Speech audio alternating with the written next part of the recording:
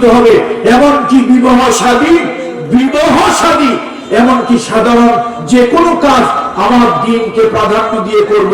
দিন আছে যেখানে আমরা থাকবো সেখানে, দিনের চেতনা যেখানে আমরা থাকবো সেখানে, ইসলামের চেতনা থাকবে যেখানে আমরা থাকবো সেখানে, ইসলাম আছে যেখানে আমরা থাকবো সেখানে। ইসলামকে যারা ভালোবাসে আমরা তাদেরকে ভালোবাসি, ইসলামকে যারা অপছন্দ করে আমরা তাদেরকে অপছন্দ করি, যারা কথায় কথায় ইসলামকে আঘাত করে আমরা হৃদয় থেকে তাদেরকে ঘৃণা করি। মরবো ইসলাম নিয়ে, বাঁচবো কি নিয়ে? ইসলাম নিয়ে বাঁচবো। আল্লাহ তাআলা সে তৌফিক আমাদেরকে দান করুন, বলেন আল্লাহুম্মা আমিন, আল্লাহুম্মা আমিন। বন্ধুরা আমার, যে কথা বলছিলাম, আল্লাহ তাআলা মদিনার মসজিদ নববীতে কিছু লোকেরা, কিছু সাহাবারা ঐক্যবদ্ধ হয়ে তারা একটা আমল খুঁজতেছিলেন। কোন আমলটা ভালো, কোন আমলটা করলে শর্টকাটে বেহেশতে যাওয়া যাবে, কোন আমলটা করলে অল্পতে জান্নাতে প্রবেশ করা যাবে এবং আল্লাহ তাআলার ভালোবাসা লাভ করা যাবে। তারা যখন এই আলোচনা করছিলেন, আল্লাহ তাআলা তখন সূরা সফ অবতীর্ণ করলেন। ইয়া আইয়ুহাল্লাযীনা আমানু লিমা তাকুলুনা মা লা তাফআলুন। ও ঈমানদারেরা, ও ঈমানদারেরা, তোমরা যা বলো তা কেন করো না? তোমরা নিজেরা অনেক কিছু বলো কিন্তু করো না। মুখ দিয়ে বলো একটা কিন্তু করো তার আর একটা। তুমি বলো তুমি মুহাম্মদ রাসূলুল্লাহর উম্মত, ওই রাসূলুল্লাহ ইজ্জতের উপরে যদি আঘাত আসে, রাসূলুল্লাহ ইজ্জতের উপরে যদি কোনো আঘাত আসে, সেই ক্ষেত্রে তোমাকে যেন খুঁজে পাওয়া যায় না। কত ঠিক কিনা বলুন বন্ধুরা? রাসূলুল্লাহ সাল্লাল্লাহু আলাইহি ওয়াসাল্লাম আল্লাহর হাবিবকে অসম্মান অপমান করেছিল।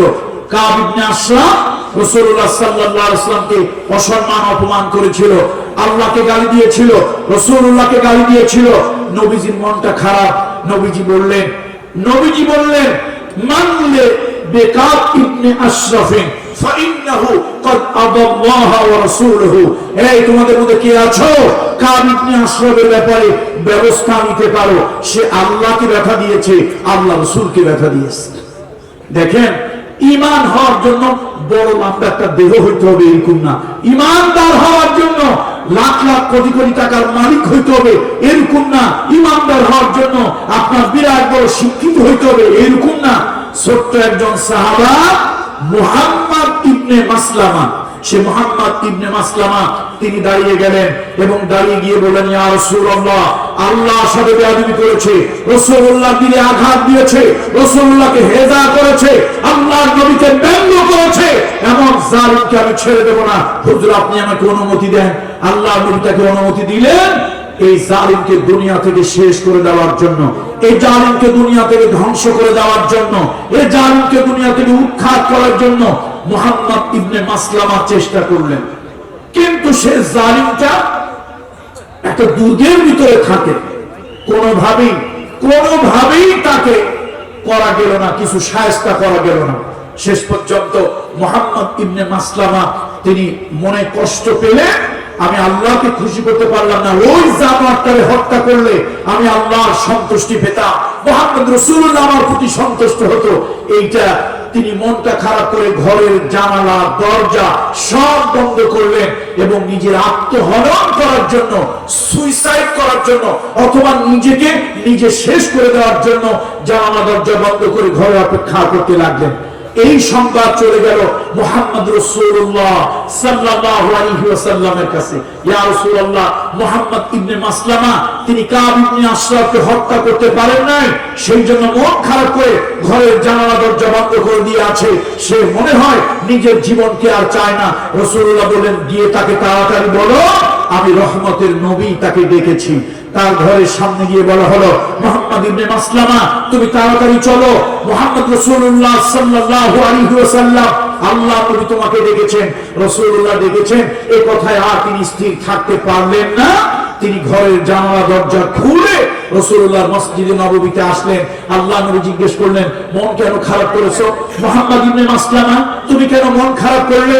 তুমি কেন আত্মহনন করার জন্য ঘরের জানালা দরজা সব বন্ধ করে দিলে? কারণটা কি?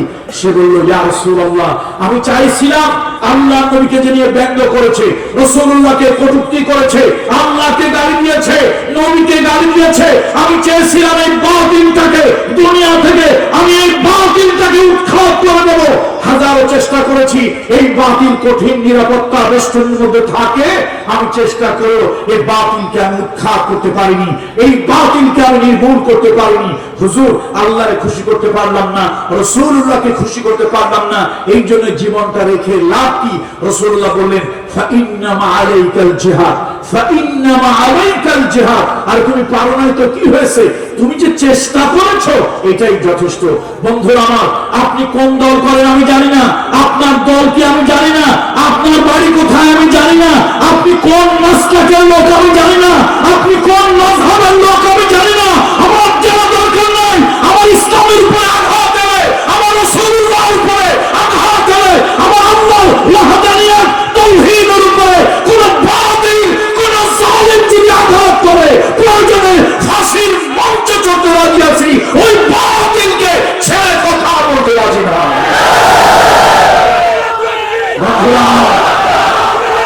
বন্ধুরা আমার শুনুন, আমাদেরকে অনেকে ভয় দেখায়, আমাদেরকে অনেকে ভয় দেখায়। শোনেন, আমাদেরকে অনেকে ভয় দেখায়, আপনাদেরকেও দেখাইতে পারে। আপনারা এটা উত্তরটা আমার কাছ থেকে নিয়ে নেবেন। কেউ কেউ ভয় দেখাবে, সাবধানে চলিও, তোমার নাম কিন্তু লিস্টি হয়েছে, এরকম বলে কিনা? তো আমরা উত্তরটা এইভাবে দেবো, ভাই কোথায় লিস্টি হয়েছে?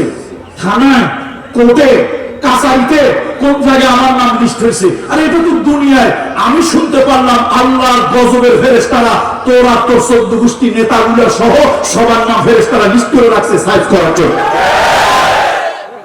আমাদের নাম তোমরা যেরকম লিস্ট করো, তোমরাও কিন্তু বাবা আনন্দের ঢেকুর তুলিও না, তোমরাও কিন্তু একটু সাবধানে চলিও বাসা ধন, তোমরা একটু সাবধানে চলিও।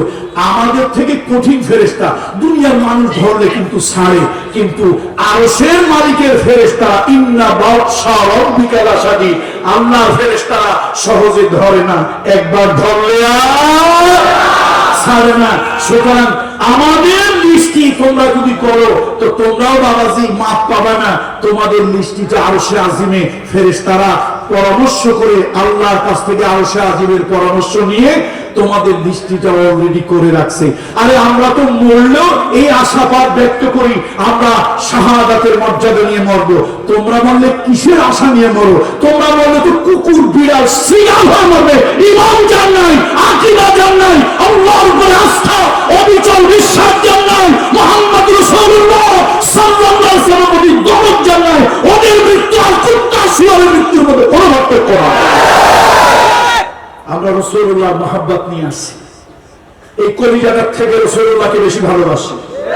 কথা ঠিক কিনা? সাইয়েদনা ওমর রাসূলুল্লাহর সামনে গিয়ে বলছে, ইয়া রাসূলুল্লাহ, ইয়া হাবিবাল্লাহ, হুজুর, ওমর নিজের জীবন, মা বাপের জীবন, সকলের জীবন থেকে ওমর আপনাকে বেশি ভালোবাসে, তবে আমার নিজের জীবনের থেকে আমি আপনাকে বেশি ভালোবাসি না। রাসূলুল্লাহ সাল্লাল্লাহু আলাইহি ওয়াসাল্লাম বলেন, ওমর তুমি কিন্তু মুমিনে কামিল মুকাম্মিল, পরিপূর্ণ মুমিন তুমি হতে পারো না। সাইয়েদনা ওমর বাচ্চা ছেলেদের মতো, সাইয়েদনা ওমর ইবনুল খাত্তাব রাদিয়াল্লাহু তাআলা আনহু বাচ্চা ছেলেদের মতো ঢুকরে ঢুকরে কাঁদতে লাগলেন। আল্লাহ নবী জিজ্ঞেস করলেন, ওমর কাঁদছো কেন? কাঁদছো কেন? সাইয়েদনা ওমর বললেন, ইয়া রাসূলুল্লাহ, আমি তো পরিপূর্ণ ঈমানদার হতে পারিনি, সেই কষ্টে কাঁদতেছি। নবীজি শাহাদাত আঙ্গুলি, আল্লাহর হাবিব শাহাদাত আঙ্গুলি তার সিনার উপরে দিয়ে বললেন, ওমর তোমার নিজের জীবনটা থেকে আমি মুহাম্মদ রাসূলুল্লাহকে যতক্ষণ পর্যন্ত বেশি ভালো না বাসবে নিজের জীবনের থেকে, ততক্ষণ পর্যন্ত তুমি কামেল পরিপূর্ণ মুমিন হতে পারবে না। সাইয়েদনা ওমর একটা চিৎকার দিলেন, একটা লাফ দিয়ে উঠে গেলেন, ইয়া রাসূলুল্লাহ, এখন এই মুহূর্ত থেকে ওমর নিজের জীবনের থেকেও আপনাকে অধিক পরিমাণে ভালোবাসি। তাহলে আমাদের ভালোবাসা কার জন্য? আল্লাহর জন্য, রাসূলুল্লাহর জন্য। কুল ইন্না সলাতি ওয়া নুসুকি ওয়া মাহইয়ায়া ওয়া মামাতি লিল্লাহি রাব্বিল আলামিন। আমি ডিজিটাল যুগের বন্ধুদেরকে বলবো, এই ডিজিটাল যুগের ছেলেপেলেরা একটু চোখ কান খোলা রাখো, দুনিয়ায় কোথায় কি হয় একটু চোখ কান খোলা রাখো। ডিজিটাল যুগের বাচ্চা কাচ্চা হইয়া তোমরা যে ফার্মের মুরগির মতো নষ্ট হয়ে যাবা তা তো ভাবি না। ফার্মের মুরগির মতো না, ডিজিটাল যুগের ছেলেপেলে কারা? যাদের ঘুমাইতে ঘুমাইতে রাত শেষ, ঘুমের থেকে উঠতে উঠতে দিন শেষ, ওদের চিন্তায় বাপ মার জীবন শেষ। এদের পরিচয় কোন যুগের ছেলেপেলে? ডিজিটাল যুগের ছেলেপেলে। আজকে এই আধুনিক যুগের ছেলেপেলে, মডার্ন যুগের ছেলেপেলে, তারা স্মার্ট যুগের ছেলেপেলে। ঘুমাইতে ঘুমাইতে কি শেষ? কথা কয় না, ঘুমাইতে ঘুমাইতে কি শেষ? রাত শেষ। ঘুম থেকে যখন ওঠে উঠতে উঠতে কি শেষ? দিন শেষ। ওদের চিন্তায় বাপ মার জীবন শেষ।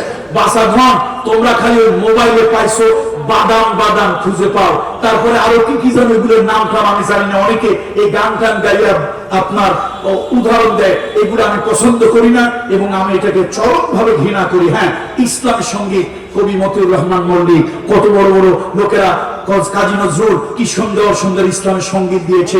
আমাদের তারেক মনোয়ার ভাই, এখন তো আলহামদুলিল্লাহ আল্লামা তারেক মনোয়ার সারা দুনিয়ায় কথা বলেন, বিভিন্ন দেশে বিদেশে কথা বলেন, কিন্তু ওনাকে আমরা ভালোবেসেছি সঙ্গীতের কারণে। কণ্ঠ যেরকমই হোক, আমাদের মতিউর রহমান মল্লিক ভাই, আল্লাহ তার সেই ইসলামিক কথা সঙ্গীত গুলো আমাদের হৃদয়ের মধ্যে এখনো গেঁথে আছে। কথা ঠিক না ঠিক নয়? অবশ্যই বন্ধুরা আমার। তো তোমরা ডিজিটাল যুগের পোড়াপানি গুলো খোঁজ খবর রাখো না। তোমরা খোঁজ খবর রাখো কোন গান ভাইরাল হয়েছে, কোন নায়ক ভাইরাল হয়েছে, কোন নায়িকা ভাইরাল হয়েছে। এই ভাইরালের ভাইরাসে তোমাদেরকে ধরছে। ভাইরালের কিসে তোমাদেরকে ধরছে? ভাইরালের ভাইরাসে তোমাদেরকে ধরছে। সারা রাত ছোট কোম্পানির ম্যানেজার 13 মসজিদের ক্ষতি, মাগার জুমা পায় না এক জায়গায়। এই হচ্ছে অবস্থা। রাত ঘুমাতে ঘুমাতে 2টা, 2:30, 3টা বেজে গেছে। দুনিয়ার সব খবর রাখে, কিন্তু ব্লগাররা রাসূলুল্লাহকে নিয়ে লেখে, রাসূলুল্লাহকে নিয়ে লেখে, ইসলামকে বিদ্বেষ করে রাখে, আল্লাহকে নিয়ে বিদ্বেষ করে রাখে, কোরআন সুন্নাহকে নিয়ে বিদ্বেষ করে রাখে। আমার দেশের মুসলমানের সন্তান এগুলি তাদের চোখে পড়ে না, পড়লেও ইমান দুর্বল হওয়ার কারণে কোনো বাদ প্রতিবাদ করে না। মুসলমান আসো, বাদ প্রতিবাদ তোমাকে করতেই হবে, বাদ প্রতিবাদ তোমাকে করতেই হবে। ইমাম সাহেব হকের পক্ষে কথা বলার কারণে মসজিদ কমিটি তাদের চাকরিগুলো নোট করে দেয়। আমার বাংলাদেশের দুঃখের সাথে বলতে হয়, প্রশাসনের ভাইরা এখানে আছেন, আমি হৃদয় থেকে পুলিশ প্রশাসনের ভাইদেরকে আমি হৃদয় থেকে দোয়া দিচ্ছি। আপনারা অনেক প্রতিকূলতার মধ্যে, আমরাও মানুষ, আপনারাও মানুষ, প্রতিকূলতার মধ্যে ঈদ যায়, বিভিন্ন ধরনের উৎসব যায়, আপনারা সন্তানদেরকে সময় দিতে পারেন না। আপনাদের মানবিক দৃষ্টিটাকে, মানবিকতাকে আমরা শ্রদ্ধা করি, সেলিউট করি, কিন্তু আপনারা অনেক সময় কিছু উল্টাপাল্টা কাজ কারবার করেন। কাঠের চশমা চোখে দিয়ে চলেন, লোহার চশমা চোখে দিয়ে চলেন, যার কারণে আপনারা আল্লাহওয়ালাদের মধ্যে, দিনদারদের মধ্যে জঙ্গি খুঁজে পান। ট্রাক ট্রাক অস্ত্র যাদের কাছে আছে ওদেরকে আপনারা জঙ্গি হিসেবে খুঁজে পান। এটা দুঃখজনক, এটা অত্যন্ত হতাশাব্যঞ্জক। প্রশাসনের বন্ধুদেরকে বলি, আমরা আপনাদেরকে সম্মান করি, ভালোবাসি, আপনারাও তো আমাদেরই অংশ। হিসাব করলে কেউ না কেউ আপনারা আমাদের সন্তান, হিসাব করলে কেউ না কেউ আপনারা আমাদের ভাই, ভাতিজা, ভাগিনা, জামাতা। আপনারা কিন্তু মঙ্গল গ্রহ থেকে আসেননি, আপনারা আমাদেরই অংশ। কথা ঠিক কিনা বলুন? সুতরাং আপনাদেরকে বলি আল্লাহর কাছে জবাবদেহি করতে হবে। গত কয়েকদিন আগে রাসূলুল্লাহর একটা হাদিস দেখলাম, যারা নাকি রাষ্ট্রের কর্মচারী হয়ে যারা নাকি সঠিকভাবে দায়িত্ব পালন করেন না, রাসূলুল্লাহ বলেছে কিয়ামতের ময়দানে, কিয়ামতের বিচার ফয়সালার জন্য এক একটা দিন লম্বা হবে 50,000 সানা মিম্মা তাউদ্দুন, 50,000 বছর লম্বা এক একটা দিন। সেই দিনে আল্লাহ তাআলা বিচার করতে থাকবেন। কিয়ামতের ময়দানে কিছু লোকের পাছার মধ্যে, পিঠের মধ্যে বিশাল বড় বড় পতাকা লাগিয়ে দেওয়া হবে, লেওয়া, হাদিসের ভাষায় বলা হয়েছে লেওয়া লাগিয়ে দেওয়া হবে। আর লোকেরা বলবে, এই লোকগুলি কারা? বলবো হাদা গাদ্দারুন ফুলানুন, হাদা গাদ্দারুন ফুলানুন, এই হলো অমুক গাদ্দার, রাষ্ট্রের পদে চাকরি করেছে, রাষ্ট্রের জনগণের ট্যাক্সের পয়সায় বেতন ভাতা সুযোগ সুবিধা গ্রহণ করেছে, আর ওই জনগণের সাথেই নিমক হারাম করেছে। যার গাদ্দারি যত বড় হবে, আল্লাহর কসম আল্লাহর কসম, আল্লাহর জাতে পাকের কসম, কামরুল ইসলাম সাঈদ কোন ব্যক্তিকে আঘাত করার জন্য কোন মিথ্যা বানোয়ার তথ্য দিচ্ছে না। আল্লাহর জাতে পাকের কসম, সহিহ হাদিসের কথা বলতেছি। কিয়ামতের ময়দানে রাসূলুল্লাহ বলেছেন, যেই কর্মচারী রাষ্ট্রের বেশি জনগণের সাথে গাদ্দারি করবে, এই গাদ্দারগুলোর পতাকা কিয়ামতের ময়দানে তত উঁচু হবে, লোকেরা দূরের থেকে দেখে বলবে, দেখো এটা অমুক ডিস্ট্রিক্টের গাদ্দার, এটা অমুক জেলার গাদ্দার, এটা অমুক সেক্টরের গাদ্দার। এই গাদ্দারগুলি কিয়ামতের ময়দানে তাদের পতাকা লাগানো থাকবে, আর তারা মানুষের সামনে লাঞ্ছিত, অপমানিত, হেয় প্রতিপন্ন হবে।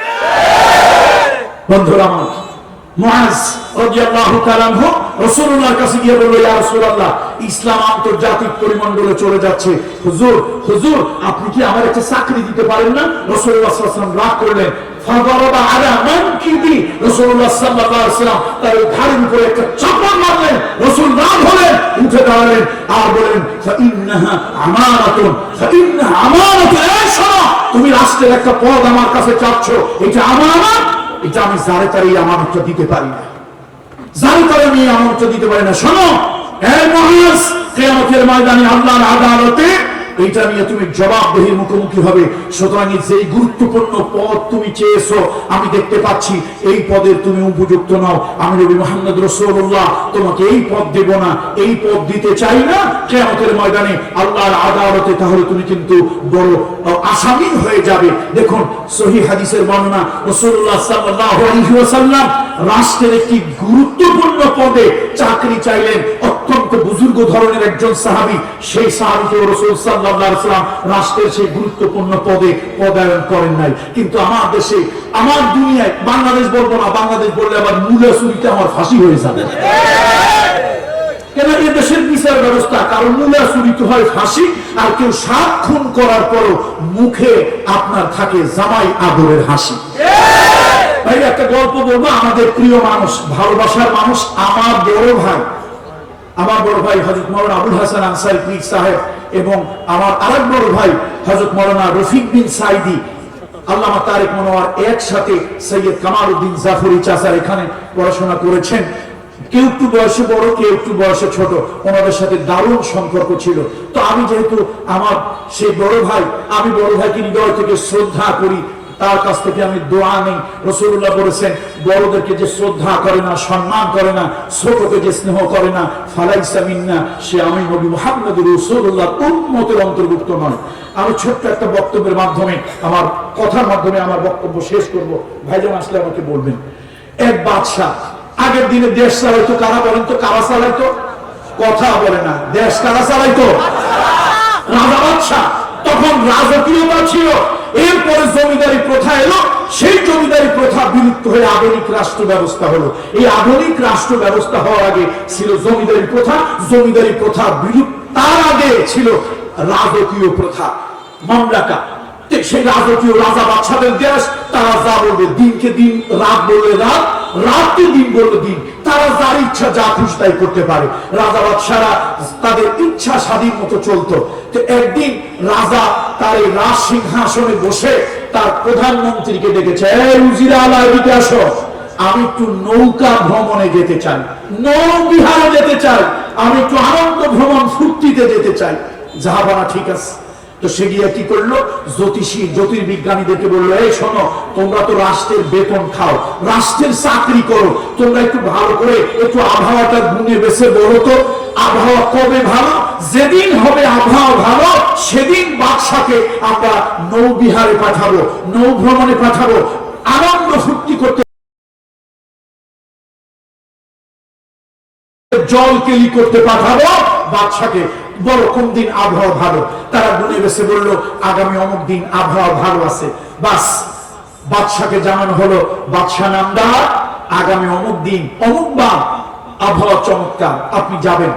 তো বাদশা তো আর একা যায় না, রাজা বাদশারা কি একা যায়? তাদের পাইক পেয়াদা, সৈন্য সীমান্ত, তাদের চাকর নাকর নকর ইত্যাদি ইত্যাদি থাকে, আগে পিছনে কত মানুষ। বাদশা নৌ ভ্রমণে, নৌ বিহারে, সমুদ্র যাত্রায় তিনি যাবেন।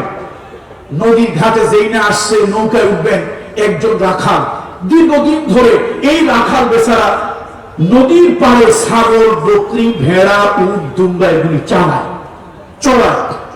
এখন ওই রাখাল বেটা বাদশাকে দেখে বললো, বাদশা নামদা আপনি কোথায় যাবেন?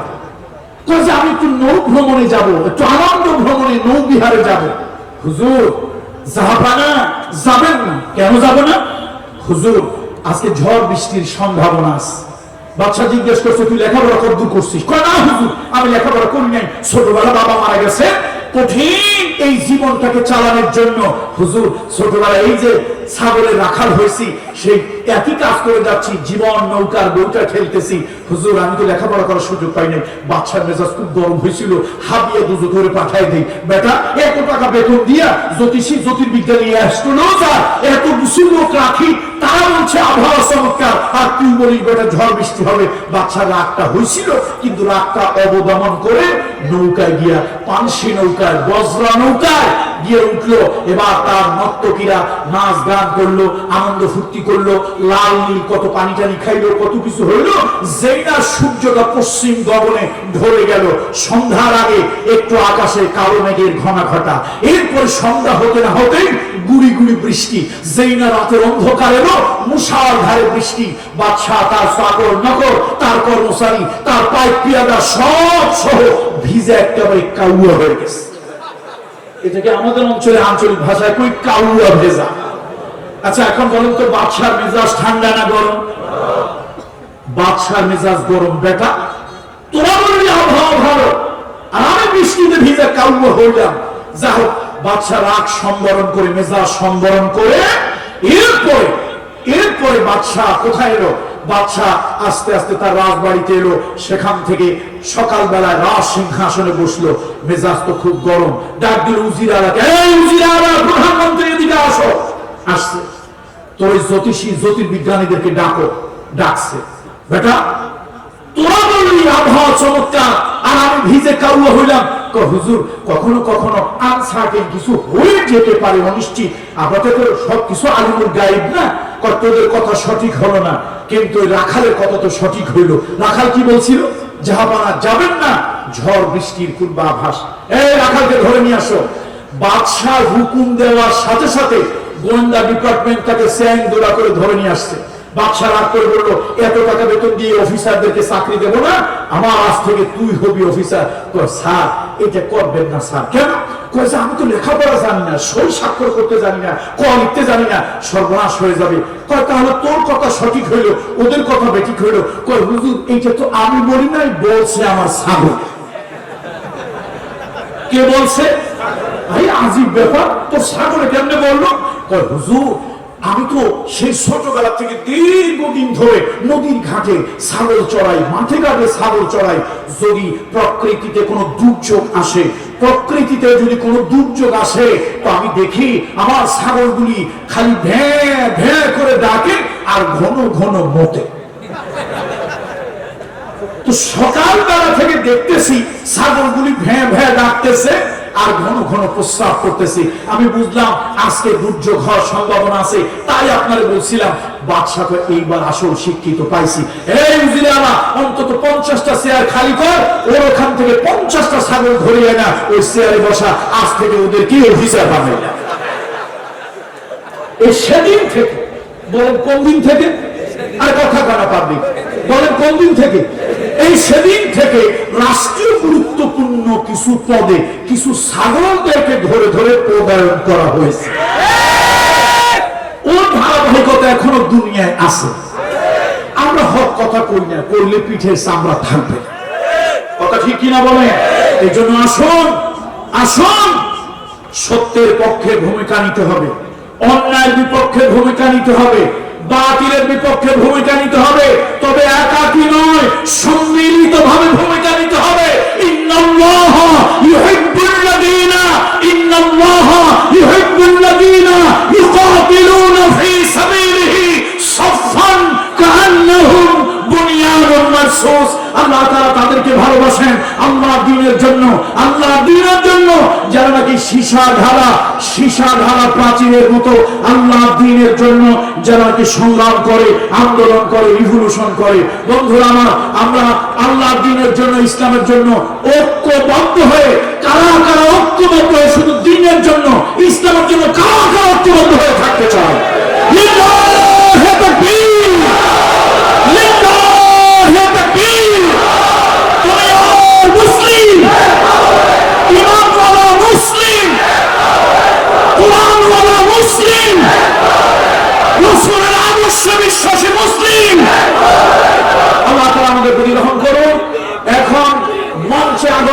করছেন, মঞ্চে আগমন করছেন আমার শ্রদ্ধাভাজন বড় ভাই, আমার অগ্রজ হযরত মাওলানা আল্লামা তারেক মনোয়ার সাহেব। আপনাদের সাথে আবার দেখা হবে, এই বাসখালীতে আবার দেখা হবে ইনশাআল্লাহ। বলেন ইনশাআল্লাহ। হাযা মা ইনদি ওয়াল ইলমু ইনদাল্লাহ আলাইহি তাওয়াক্কালতু ওয়া ইলাইহি রাহমাতুল্লাহি ওয়া বারাকাতুহু। سبحانك لا علم لنا إلا ما علمتنا إنك أنت العليم الحكيم رب اشرح لي صدري ويسر لي أمري واحلل عقدة من لساني رب زدني علما نحمده ونستعينه ونستغفره ونؤمن به ونتوكل عليه ونعوذ بالله من شرور أنفسنا ومن سيئات أعمالنا من يهده الله فلا مضل له ومن يضلله فلن تجد له وليا مرشدا ونشهد أن سيدنا وسندنا ومولانا وأولانا وطبيب قلوبنا محمد الذي أرسله بالحق بشيرا ونذيرا وداعيا إلى الله بإذنه وسراجا منيرا فقد قال الله تعالى في كلامه المجيد والفرقان الحميد أعوذ بالله من الشيطان الرجيم بسم الله الرحمن الرحيم يا أيها الذين آمنوا لم تقولون ما لا تفعلون كبر مقتا عند الله أن تقولوا ما لا تفعلون إن الله يحب الذين يقاتلون في سبيله صفا كأنهم بنيان مرصوص صدق الله مولانا العظيم. وقال الله تعالى في شان حبيبه آمرا ومخبرا إن الله وملائكته يصلون على النبي يا أيها الذين آمنوا صلوا عليه وسلموا تسليما اللهم صل على محمد وعلى آل محمد كما صليت على إبراهيم وعلى آل إبراهيم إنك حميد مجيد. আসুন আমরা জগৎ বিখ্যাত কবি আল্লামা শেখ সাদি রহমতুল্লাহ আলাইহির একটি কাসিদা আমরা সকলে পাঠ করি। অনেকে এটা দুরূদ শরীফ অথবা দুরূদ শরীফের স্থল অভিষিক্ত মনে করেন, এটা বেদাত, এটা দুরূদ নয়। এটা হচ্ছে রাসূলুল্লাহ সাল্লাল্লাহু আলাইহি ওয়াসাল্লামের শানে তার ভালোবাসায় উদ্বুদ্ধ হয়ে লিখিত একটি কবিতা। যেই কাসিদা লিখেছেন জগৎ বিখ্যাত কবি, আধ্যাত্মিক কবি, মরমী কবি, সুফি কবি, ভালোবাসার কবি আল্লামা শেখ সাদী রহমতুল্লাহ আলাইহি। আসুন সেই কাসিদা রাসূলুল্লাহ শানে আমরা সকলে একবার পড়ি। بلغ العلا بكماله كشف الدجى بجماله حسنت جميع خصاله صلوا عليه وآله ये तेरी मेराज थी कि तुम लौहा कलम तक पहुंचा और मेरी मेराज हो कि मैं तेरे कदम तक पहुंचा बलगल उला بكماله كشف الدجى بجماله حسنت جميع خصاله صلوا عليه وآله الحمد لله ثم الحمد لله وأما بعد। পুঁইছড়ি আল কোরআন যুব কাফেলার উদ্যোগে আয়োজিত সপ্তম ঐতিহাসিক তাফসীরুল কোরআন মাহফিল, এই আজিম ও শান তাফসীরুল কোরআন মাহফিলের পরম শ্রদ্ধাভাজন সভাপতি মহোদয়, মাহফিলে আগত মুআজ্জাজ মুহতারাম ওয়াজিবুল ইহতিরাম হাজারাত উলামায়ে কেরাম, আইম্মায়ে মাসাজিদ, বিশেষ করে আমার পরে বক্তব্য রাখবেন বাংলাদেশের এক উজ্জ্বল নক্ষত্র আওলাদে রাসূল সৈয়দ মোহাম্মদ আনোয়ার হোসেন তাহের জাবিরি আল মাদানী।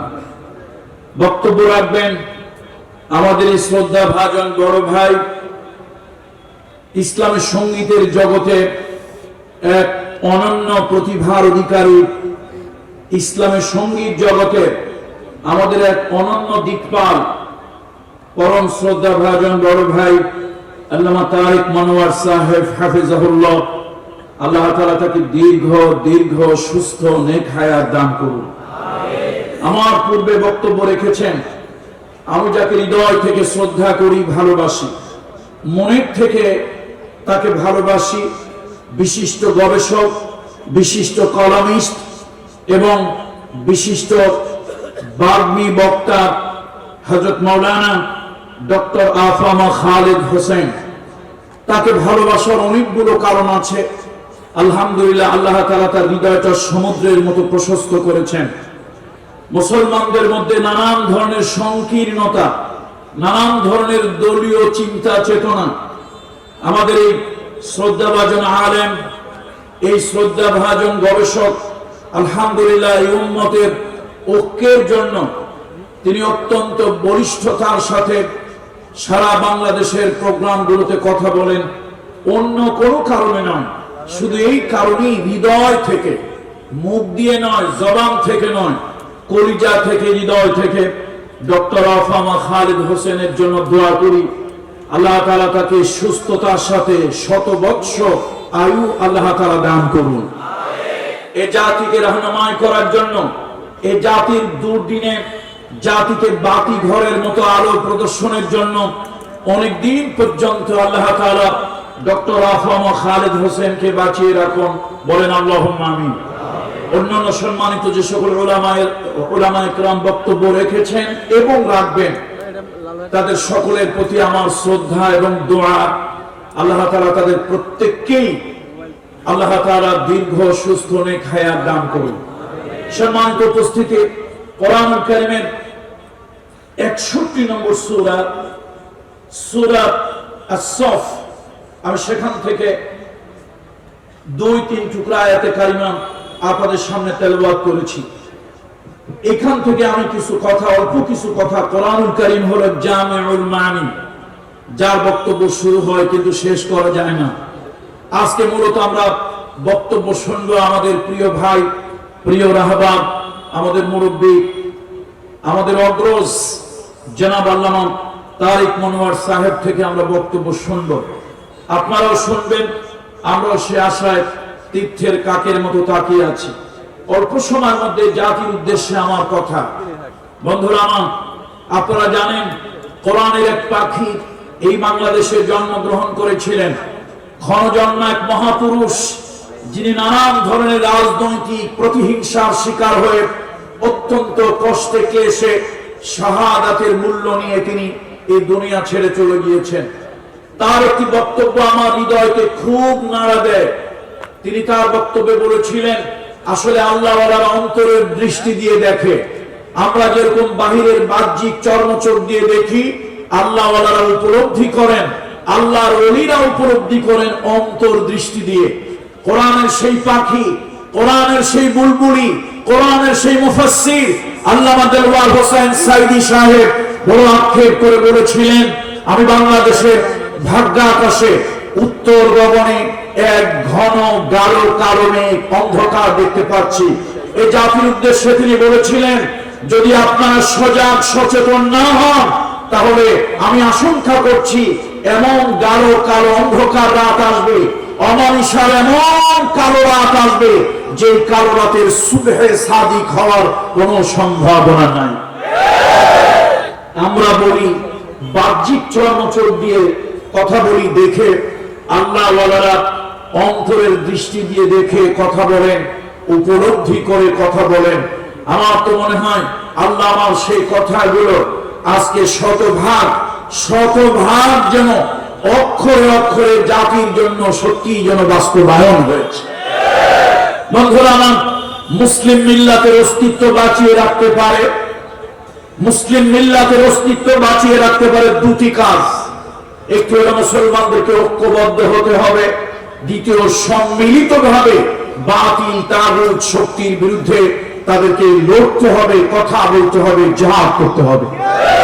রাসূলুল্লাহ সাল্লাল্লাহু আলাইহি ওয়াসাল্লাম বলেছেন, আল জিহাদু মাদি ইলা ইয়াউমিল কিয়ামা, কিয়ামত পর্যন্ত জিহাদ থাকবেই, জিহাদ থাকবেই।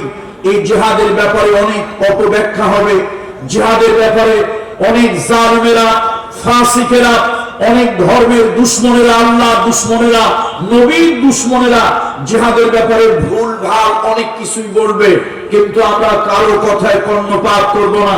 পৃথিবীতে মানুষের অধিকার, সত্যের অধিকার, ন্যায় প্রতিষ্ঠার জন্য পৃথিবীর সমস্ত মানুষকে সুখ, শান্তি, স্বাচ্ছন্দ্য, নিরাপত্তা দেওয়ার জন্য জিহাদ, ইসলামের জিহাদের কোনো বিকল্প নাই।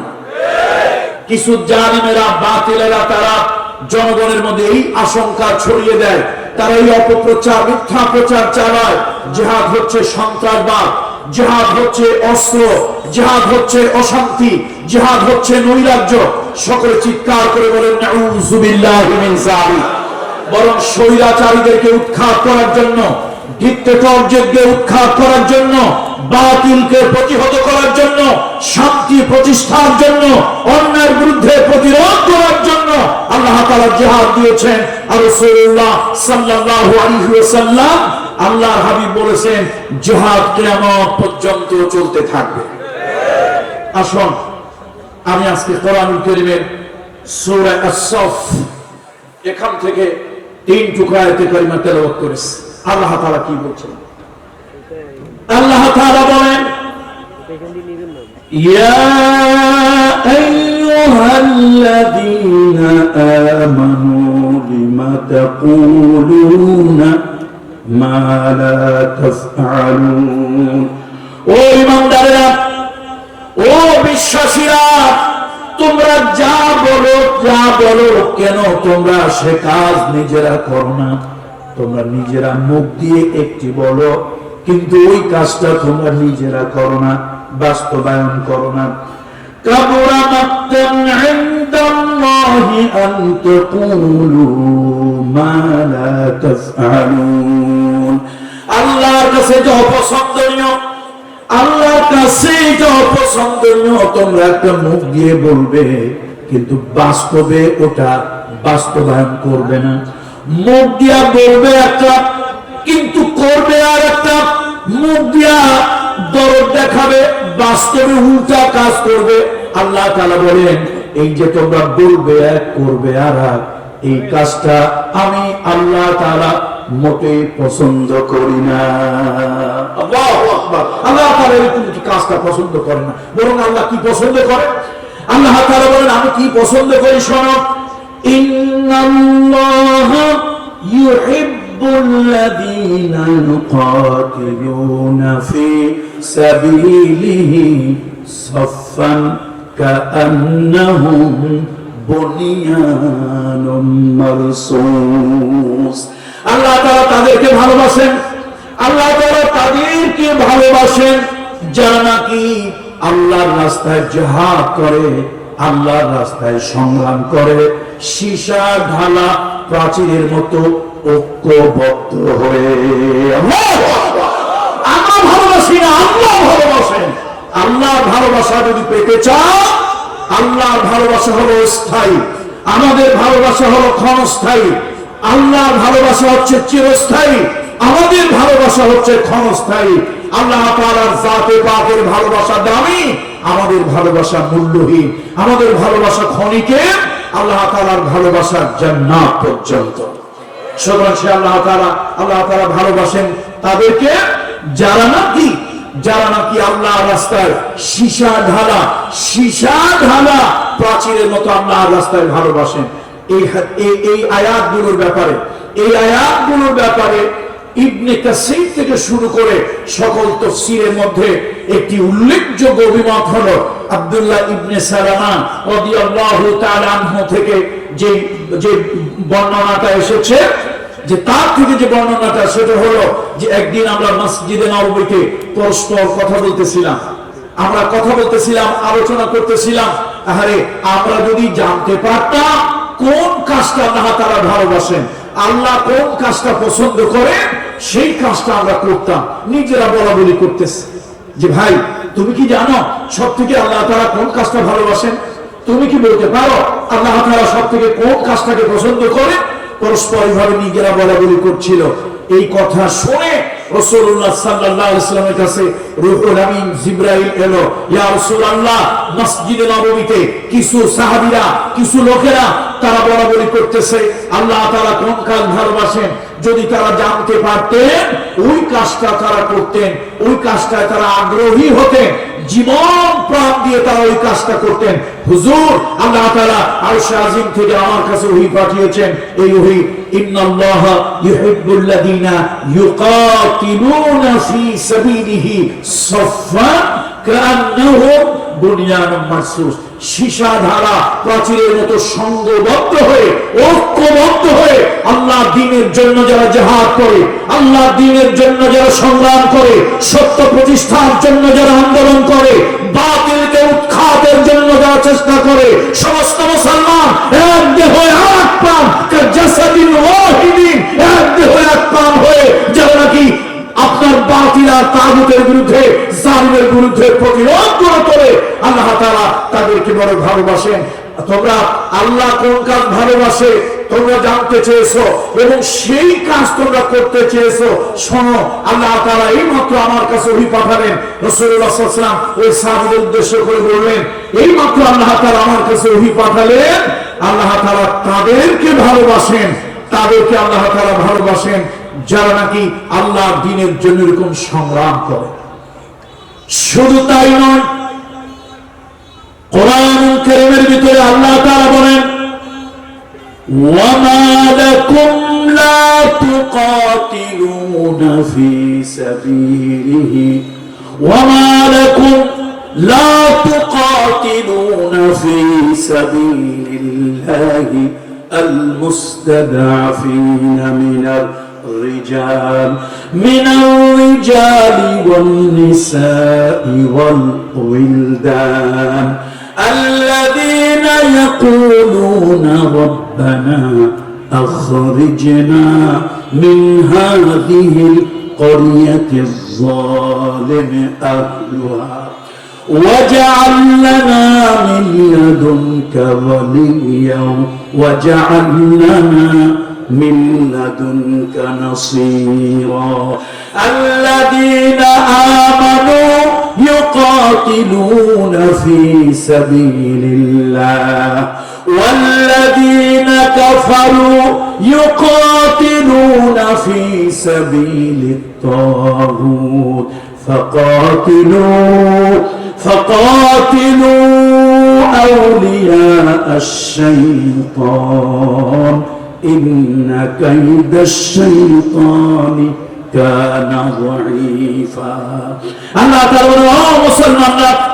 ও মুসলমানরা তোমাদের কি হলো ওই সকল নির্যাতিত মানুষের জন্য নিগৃহীত মানুষের জন্য ওই সকল মাজলুম জনপদের মানুষের জন্য কেন তোমরা লড়াই করো না সংগ্রাম করো না আন্দোলন করো না যারা নাকি চিৎকার দিয়ে আকাশ বাতাস মুখরিত করে মুখ ফাটা চিৎকার দিয়ে বলছে রব্বানা আখরিজনা মিন হাযিহিল ক্বরিয়াতিজ যালিমি আহলুহা ও আমাদের মালিক এই জালিম এই জনপদ এদের থেকে এই জালিমদের থেকে আল্লাহ তাআলা তুমি আমাকে হেফাজত করো আল্লাহ আমাদেরকে বাঁচাও আমাদেরকে উদ্ধার করো বন্ধুরা আমার আসুন মুসলমানদেরকে ঐক্যবদ্ধ হতে হবে দ্বীনের ভিত্তিতে ঐক্যবদ্ধ হতে হবে দ্বীনের ভিত্তিতে আমরা ছোটবেলায় এই একটা প্রবন্ধ পড়েছিলাম আমি জানি না কারা কারা পড়েছিলেন ছোটবেলায় একটা প্রবন্ধ পড়েছিলাম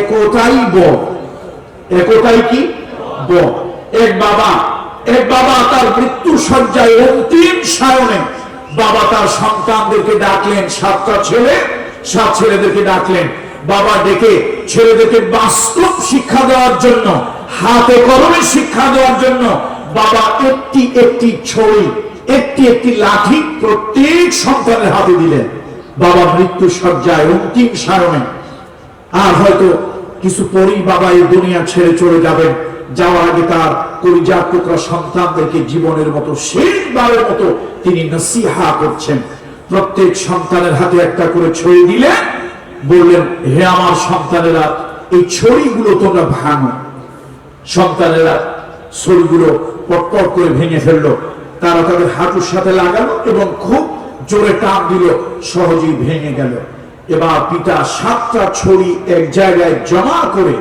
এবার প্রত্যেক পুত্রের হাতে এক এক করে দিতে লাগলেন আর বললেন বাবা চেষ্টা করে এটা ভাঙার জন্য ছেলেরা হাজার চেষ্টা করলো প্রত্যেক ছেলে চেষ্টা করলো গরম হলো শরীরের ঘাম বের হয়ে গেল কিন্তু কেউ এই 7টা ছড়ি একসাথে ভাঙতে সক্ষম হলো না পিতা তার মৃত্যুর পূর্বে সন্তানদেরকে অন্তিম শিক্ষা হাতে কলমে শিক্ষা দিয়ে গেলেন বাবা তোমরা যদি ঐক্যবদ্ধ হয়ে থাকো কোন শত্রু তোমাদেরকে নির্মূল করতে পারবে না ভেঙে ফেলতে পারবে না কিন্তু তোমরা যদি নানান ভাবে বিভক্ত হয়ে পড়ো তোমরা যদি যার আলাদা হয়ে যাও পৃথক হয়ে যাও তাহলে কিন্তু শত্রুরা তোমাদেরকে এরকম ভেঙে ফেলবে আপনারা আমার পূর্বে যিনি অত্যন্ত উচ্চ মানের একজন আলেম গবেষক লেখক হযরত মাওলানা ডক্টর আফরামা খালিদ হোসেন তার বক্তব্যে আমি অনেক জায়গা দেখেছি অনেক জায়গায় তার এই বক্তব্যটা আমি দেখেছি